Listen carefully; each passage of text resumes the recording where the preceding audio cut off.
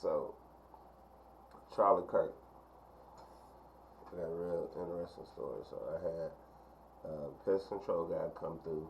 We talking. He's spraying the house. He's like, hey, we started talking about good movies. What do you like?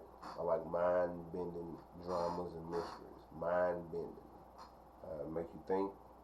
Rabbit Hole Incorporated. It's my thing. I just go down the rabbit hole deep. When you go down the rabbit hole, it could be many things. So he started telling me he thinks that the world is, the devil's over the world and the demonic spirits are everywhere because we're celebrating murder, mass murder, and we're okay with it. We're promoting it online, and he brought up Charlie Kirk, and when he said his name, I was like, who is that? Because it's not my wheelhouse. I had actually watched it. I seen the assassination, and I wasn't sure what happened and why it had happened, because once again, it's not in my wheelhouse, but it should have been something that I instantly been like, hey, it only took like 2 or 3 days. God put things on your plate. So he was like, hey, these people are celebrating this assassination, and I get what he did, but I don't understand the celebration of the murder. So, and I was like, who are you talking about? He named him, and he started describing it, and I was like, oh, I know exactly who you're talking about. And I was like, he talked about guns and everything, and then people are saying he gets what he deserves. And he was like, I know, but they're celebrating the murder. He was like, that's demonic spirits released everywhere. And I'm like, it's really true. Like, you shouldn't be celebrating murder and anybody, people can change at any time. So I had to change my mode of thinking. It was a little while, but. And there is one person responsible for what happened here. And that person is now in custody and will be charged soon and will be held accountable. After an over 30-hour manhunt, authorities say they've got the man who shot and killed political activist Charlie Kirk on the campus of Utah Valley University. Because as the frantic search was ramping up, there has been a lot of chatter and misinformation and theories surrounding Charlie Kirk's death. We're taking some time to discuss some of these theories that have been spreading quite quickly online and in the media, as well as brand new information on the suspect. Welcome to Sidebar, presented by Law and Crime. I'm Jesse Weber. Federal and state authorities in Utah say they have arrested the gunman, the man who allegedly took the life of political activist and media personality Charlie Kirk, identifying him during a news conference this morning as 22-year-old Tyler Robinson, who actually, by the way, lived hours away from Utah Valley University. But authorities say he is the man. They say he is the one who brought a bolt-action rifle to the top of a campus building and fired one shot at Kirk, who, by the way, was speaking in this debate-style event in front of thousands of people. That bullet, and I'm sure you've seen the videos, that bullet hit Kirk in the neck. He was rushed to a hospital, but the married father of 2 young children was pronounced dead at just 31 years old. Good morning, ladies and gentlemen. We got him.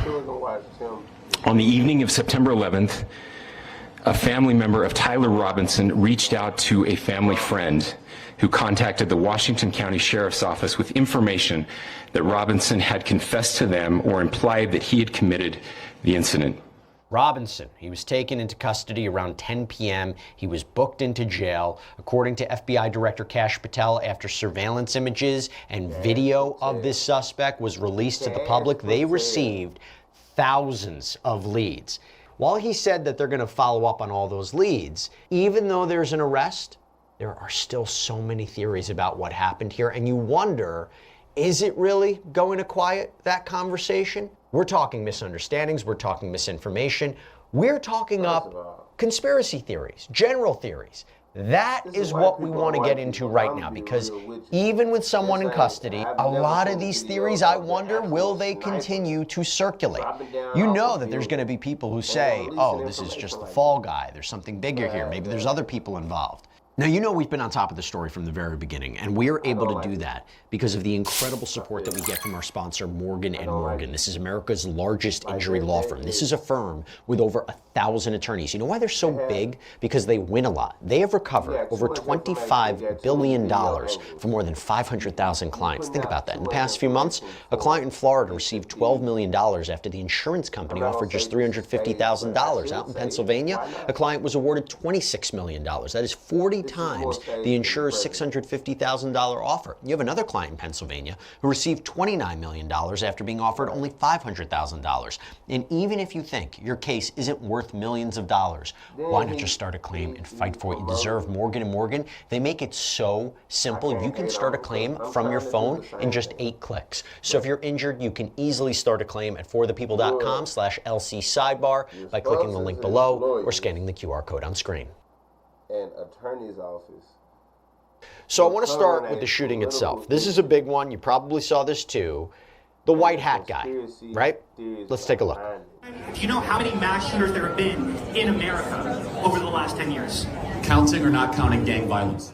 Now, you see him standing behind Charlie Kirk? So it appears that he touches his hat, then his ear, and then it's followed by a guy right next to him in black who puts his arm out and touches it. Now that appears to be one of Charlie Kirk's security members. And then right there, right then, that is when Charlie Kirk is shot.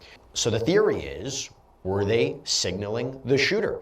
That is a conversation that has been happening online. I mean, look, it is strange and it is weird that out of all topics and out of all times, for Kirk to be shot, he's talking about gun violence, talking about transgender people being shooters, and the last word he says before he's shot, the word is violence. It's creepy. It's chilling. It's strange. Now, I will say, it appears, when you look at another video, another angle, those two individuals, when the shot is fired, they look legitimately shocked. I think there's an argument there. They seem to be surprised by the gunfire. And the argument is, right, they're actually in the line of fire too.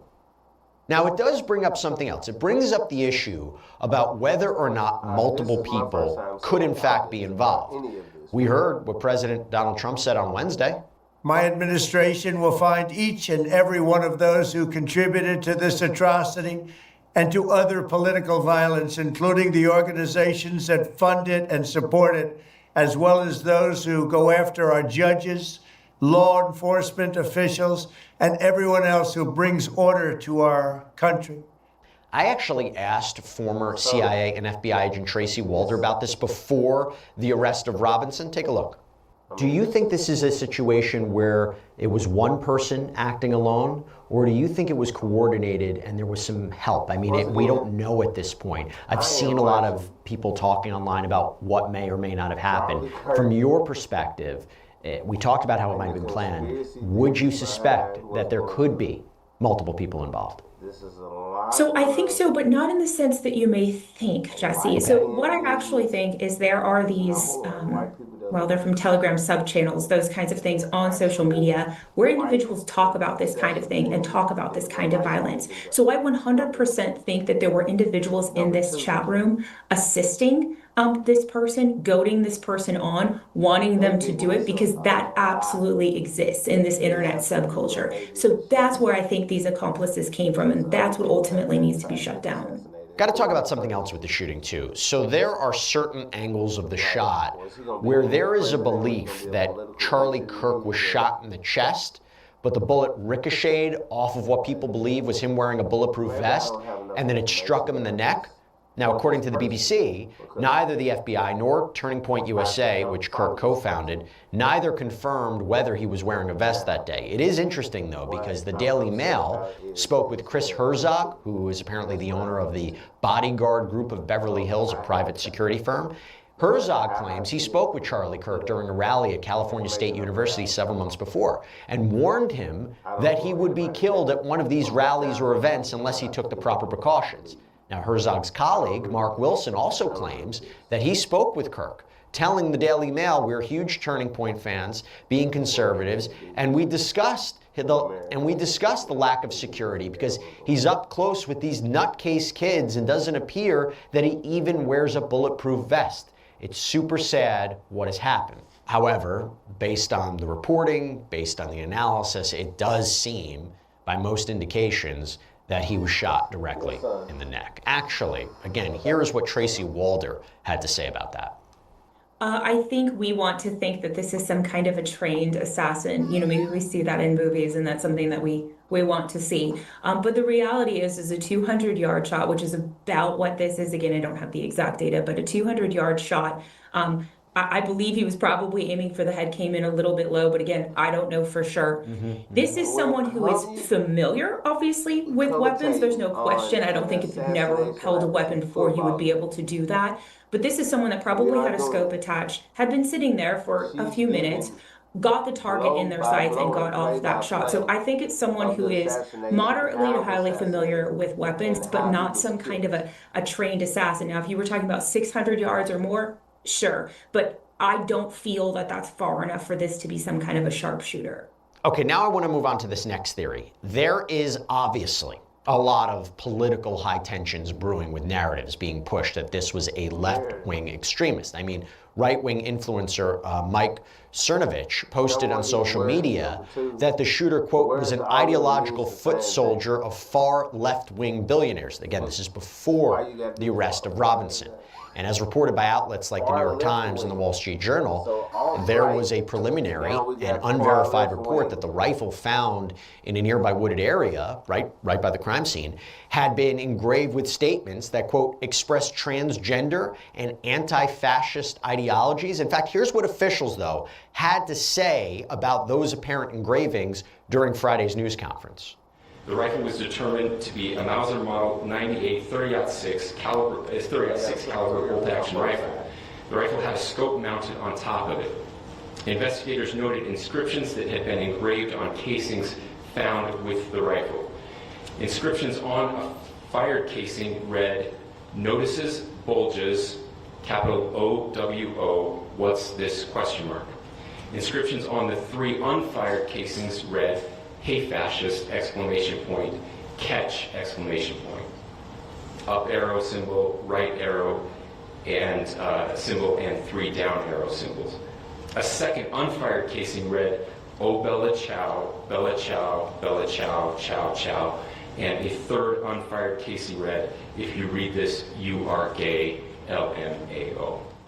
And by the way, during that news conference, it was also suggested that this suspect, Mr. Robinson, had said recently that Charlie Kirk was coming to Utah Valley University, that he didn't like him, that he didn't like the viewpoints that he had. This is something Robinson allegedly expressed, and that he had told a family member that Kirk was full of hate and spreading hate.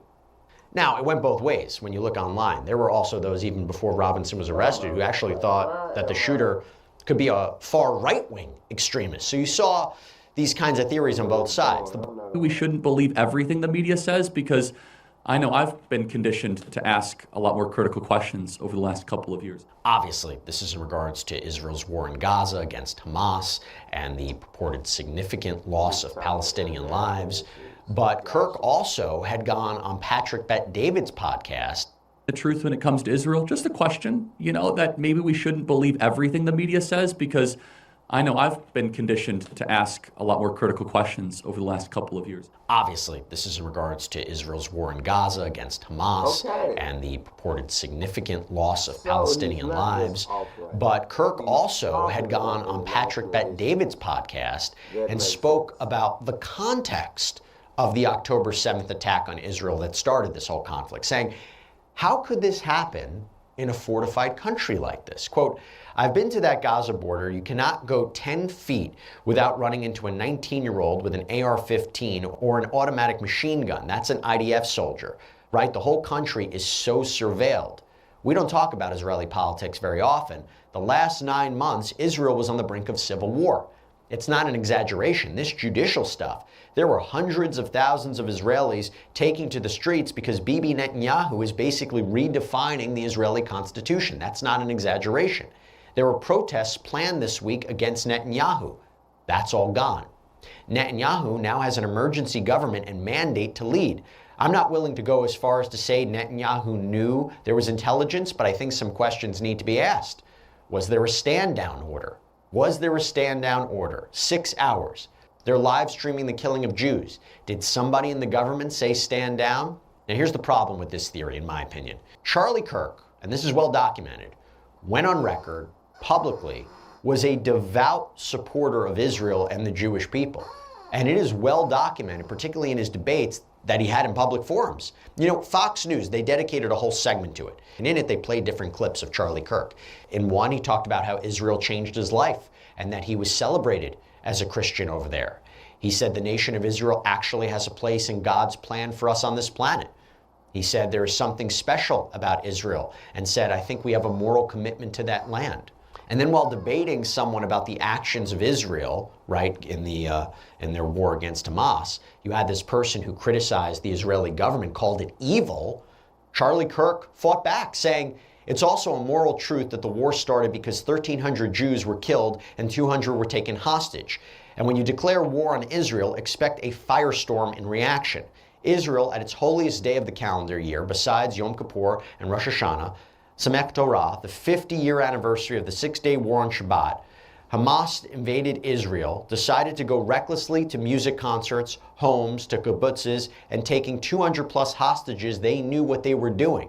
When the IDF does something right, they get no credit. When they do life-saving surgeries of a Gazan child, they get no credit. The only operation and entity to blame is Hamas. So when you hear that, it does become hard to digest the idea that he was killed by Israel if he was such a supporter who was advocating what the government was doing and America's support of Israel and advocating that. All right. What's getting here? Okay, so everything that I said, do you understand that he had a change of heart and a change of mind? If I say something like, in political terms, and I don't even want to say his name, but this is the opposite version of a Malcolm X, extreme alt-right Christian on the side of Israel and Jerusalem, get criticized, is forced to do research. When they do the research, now he's on the side of the politics and what's actually going on in Israel, talking about the Jews and the persecution and the politics and the things that's going on. He dies after that. I'm not on either side. Definitely not on, like, these are politics. This is what you just watched. You just watched one scenario, then you watched him. It seemed like he changed his mind. Once again, this is not my wheelhouse. I don't have enough information on this at all. At all. These are conspiracy theories. I don't know because he just got on my radar. You watching it like I'm watching it. I don't know, I kind of fast forward some information, but the information you need to know is from the beginning how he talked and at the end how he talked. And now he's not here. It's all over to young people. Now, by the way, Prime Minister of Israel, Benjamin Netanyahu, he was actually asked about this theory on Newsmax by host Greta Van Susteren. She said, before I let you go, I want you to address one thing, and it's just the absurdity of it. Some of the internet rumors that somehow Israel is behind the Charlie Kirk murder. And, you know, I don't believe it for 1 second, but I want you to, you know, make a statement. It's so absurd. He responds, that's insane, that's insane. Israel also changes the orbit of the moon. Israel pushes the sun. I mean, the whole thing is not only insane, I think it's so absurd, so stupid, and so ridiculous. I can't believe that people are saying that. They just found the perpetrator. They'll get to the bottom of this. But you know, they have no limits. When you hate Jews, when you hate the Jewish state, you're willing to say anything and promote all these absurd rumors. Now, Netanyahu separately called Charlie Kirk, quote, an extraordinary friend, once-in-a-generation figure, said, quote, he was a defender of our common Judeo-Christian civilization. He was unbelievably excited to walk in the footsteps of Jesus here. He valued our bond, the bond between America and Israel. Oh, by the way, there's also this one, too. This was, by the way, really reported by the New Republic, popped up on X a lot. The theory, the conspiracy theory, that President Trump was behind what happened to Charlie Kirk. Have you heard this one? The idea being that this was a way to distract from the Epstein file saga and the backlash that his administration has received, including the criticism that there was a cover-up, right? We've covered the Epstein case, the Epstein saga a lot here on Sidebar, by the way. But I mean, just look at this post from Morgan J. Freeman, an apparent filmmaker who has over 470,000 followers on X. He said, "How do we know Trump didn't order Kirk's assassination as a distraction from Epstein and a tactic to start the civil unrest he needs to declare martial law and delay the 2026 midterms?" That post received more than 2.4 million views and 60,000 likes. And that makes me think about something else. I want to highlight something as we talk about theories and particularly social media. As you know, a theory can spread like wildfire online. You know, it was reported on X. People were throwing out specific names or identities of the potential shooter before the arrest of Robinson. Reuters reported that there was at least one video posted after the Kirk shooting falsely identifying a man who was 700 miles away as being the suspect. That was actually an arrest video from June, all the way out in California, apparently. There was another of a video of a man running away, suggesting that was Kirk's shooter, but that was from a shooting in Reno, Nevada back in July. The New York Times reported that there were those online who attributed the shooting to a transgender woman. One I have to highlight in particular, and this was focused upon by the New York Times as well. Do you remember when police initially detained an older man at the event, like immediately? The immediate reaction was this was the shooter because there were reports that he had actually said that he did the shooting. Turns out, that was the allegation, turns out according to reporting from the Salt Lake Tribune, that was 71-year-old George Zinn, who law enforcement indicated they took into custody on suspicion of obstruction of justice. He was released, ruled out as being the suspect, ruled out as being the shooter. However, what happened? According to the New York Times, users on X, they started falsely identifying him as 77-year-old Canadian man Michael Mallinson, who arguably resembled that man that was detained. He was all the way out in Toronto at the time of the shooting. Told the Times that he was really upset because social media started flooding with his old pro-democratic social media posts. He apparently was being called a far-left extremist, pure evil. One post targeting him had over 3 million views, apparently. Now, he actually explained that he gets this call from his daughter telling him that his photos were circulating online, falsely attributing him as the shooter. He said in an interview, "I'm just shocked by it. How quickly it can happen, how one's name and photo can get spread around quite quickly." And the Times reported that the speculation may have started through an account called Fox 11 Reno that is actually not a real broadcast affiliate in Nevada. It's rather a fictitious account. By the way, remember I talked about other countries? Utah Governor Spencer Cox said one of the things that is amplifying misinformation are foreign bots from China and Russia, saying our team, the state team, and I'm sure the federal team as well, we are seeing our adversaries want violence. China, we have bots from Russia, China, all over the world that are trying to instill disinformation and encourage violence. There you have it. Some of the theories that we've seen so far. We will continue our coverage of the Charlie Kirk killing. That's all we have for you right now here on Sidebar, everybody. Thank you so much for joining us. And as always, please subscribe on YouTube, Apple Podcasts, Spotify, wherever you should get your podcasts. You can follow me on X or Instagram. I'm Jesse Webb. Internet warfare. Setting up what they feed you, the algorithms, is real. I don't know what to say about Charlie, but I hate it because he was a father. I relate to that. I don't promote violence. I don't promote none of this. I'm not happy that this happened. Maybe 10 years ago, I've been trying to justify what he say and will come out of his mouth, but not now. He had 2 kids. Whatever his agenda was, he didn't deserve that. Alright, y'all. Until next time, subscribe, like, share. 901 Beats with a Z everywhere. Twitch, 901 Beats, 2 Z's. Alright, y'all. I'll holler.